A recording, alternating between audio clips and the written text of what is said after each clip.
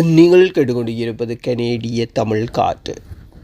இந்த காற்றிலேயே அடுத்து வர இருப்பது ஒரு வாழ்த்து கவிதை. இந்த கவிதையை எழுதியவர் தாயத்திலிருந்து அன்பு கவிஞர்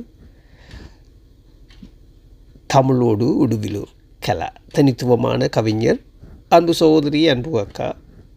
அவர் முகநூலில் இன்று இந்த கவிதை வாழ்த்து கவிதையை கண்டதும் அதை இங்கே நிச்சயம் கொண்டு வர வேண்டும் என்பதற்காக நம் காற்றிலே சேர்க்கின்றோம். ஆசியா கண்டத்தையே கட்டி ஆண்டவனுக்கு அங்குல நிலம் இல்லையா?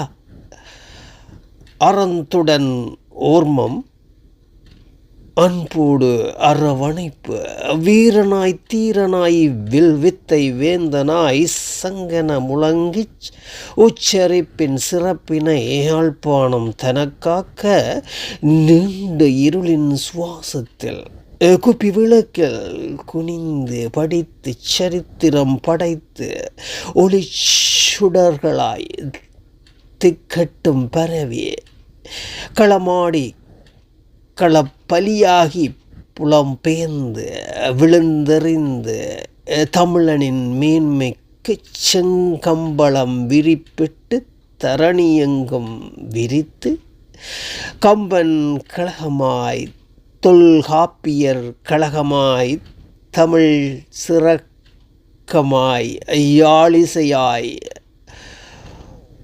குரலங்கமாய் என்னும் இலக்கிய குவியமாய் நாவலர் அரங்கமாய் களமாடி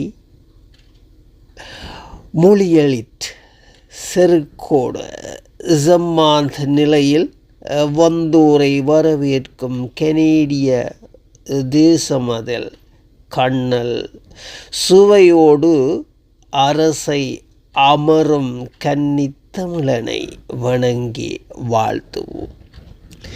நன்றி அன்பு கவிஞர், தனித்துவமான கவிஞர்